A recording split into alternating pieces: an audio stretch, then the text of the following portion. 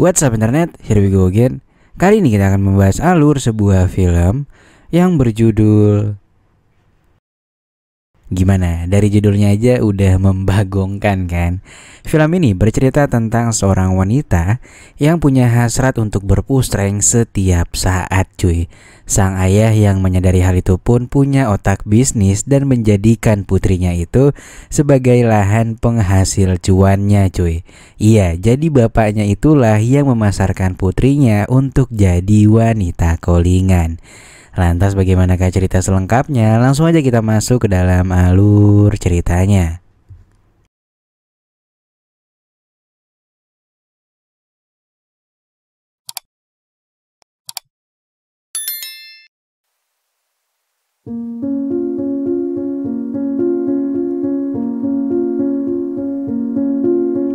Film dimulai dengan memperlihatkan seorang pria bernama Acong. Pemuda itu kerap kali menjalani setengah hari dari hidupnya di sebuah klub malam dan bertemu dengan beberapa wanita untuk mengobati sepi di hatinya. Lantas ketika sudah deal dengan seorang wanita callingan, dengan sangat disayangkan beberapa polisi datang dan menggerebek mereka. Alhasil pria itu pun harus membayar double karena ia dikenakan denda untuk bisa lepas dari kasus tersebut. Lantas keesokan harinya terlihat sebuah keluarga yang putrinya bernama Mui dan ia hanya tinggal berdua dengan ayahnya. Sang ayah sudah tahu sejak Mui masih duduk di bangku sekolah, ia memiliki sebuah kelainan dan selalu haus akan perpusrengan duniawi cuy. Alhasil sang ayah pun menjadikan Mui sebagai mata pencarian utamanya dan meninggalkan pekerjaannya yang dulu yaitu sebagai nelayan. Sejak senja menjelang, beberapa pekerja proyek sudah mulai mengantri untuk menikmati donat mesis buatan Mui. Dan salah satu di antara pelanggan setia Mui ternyata adalah si Acong yang kemarin itu cuy. Karena selalu ngerasa donat mesis buatan Mui ini lebih gurih dibanding yang lainnya, Acong pun berambisi untuk bisa menikahi Mui. Meskipun ia agak gempal, namun wajah dan bemper belakangnya benar-benar memukau pria tersebut. Selain karena enak, Acong juga ngerasa kasihan karena harus meladeni setidaknya 10 orang pembeli setiap harinya cuy. Keesokan harinya kita pun diperlihatkan dengan ayahnya Mui yang mendatangi tempat bertaruh pacuan kuda. Dan ia ternyata menggunakan uang hasil kerja keras Mui untuk bertaruh di sana. Lantas ketika sedang makan siang, para pria pelanggan Mui pun berdiskusi akan perbedaan berpusreng di darat dan di atas perahu. Berkat deburan ombak yang cukup besar, nampaknya membuat sensasi baru bagi mereka untuk menuntaskan dahaganya. Apalagi berkat bemper belakang Mui yang kenyal, rasanya begitu membal jika bermain dari paham lah ya. Suatu hari Acong datang lagi untuk berpusreng dengan Mui. Lantas ketika Acong tengah menyeruput choco chip coklat milik Mui, ia mendapati ada milknya cuy di sana. Dan setelah ditelusuri, nampaknya Mui memiliki seorang anak. Ibunya Acong sangat ingin agar Acong segera menikah. Dia pun sampai mau dibayarin ibunya agar Acong segera menikah. Lantas saat itu juga Acong pun memutuskan untuk menikahi Mui dan menyerahkan uang tunai sebesar 140 juta sebagai mas kawin kepada bapaknya si Mui. Dan pada keesokan harinya mereka pun melangsungkan pernikahan secara sederhana. Setelah menikah, Mui pindah ke rumah Acong yang sempit dan berantakan di tengah kota. Mereka tinggal bersama ibunya dan karena Mui selalu ngerasa sabrut, setiap saat mereka pun selalu menghabiskan waktu untuk berpusreng. Saking berisiknya suara mereka, ibunya Acong dan sang baby pun menggunakan headset dan mendengarkan alunan musik religius. Dan karena mereka yang terus berpusreng tanpa tahu waktu, mereka juga sering mendapatkan laporan serta teguran dari tetangga-tetangga di sana. Setiap saat Mui selalu ingin dipusreng. Bahkan di tempat umum pun Mui sengaja ngode-ngode ke Acong. Dan alhasil saat mereka melihat sebuah mobil truk, mereka pun memutuskan untuk naik dan perpusrengan duniawi pun tak bisa terhindarkan. Lalu ketika supirnya datang, mereka pun begituan sambil jalan-jalan di tengah kota cuy. Lantas beberapa minggu setelah menikah, karena saking seringnya berpusreng, Joni milik Acong pun mengalami lecet dan kesakitan.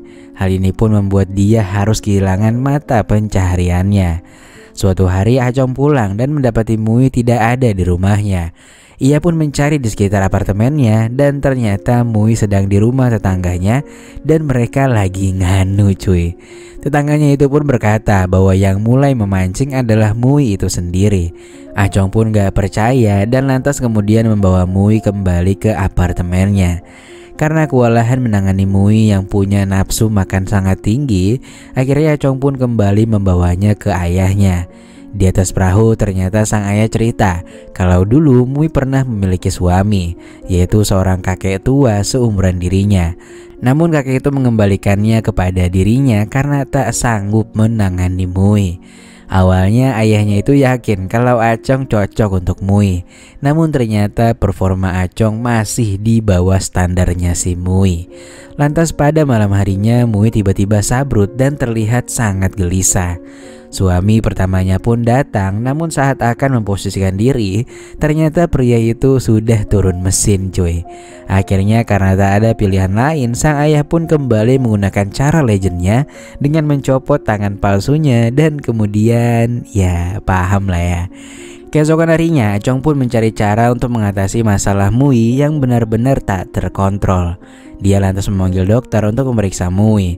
Dokter itu pun menggunakan pepaya untuk menjelaskan pada Acong betapa spesialnya pepaya milik Mui, yang katanya sangat jarang ada di dunia ini.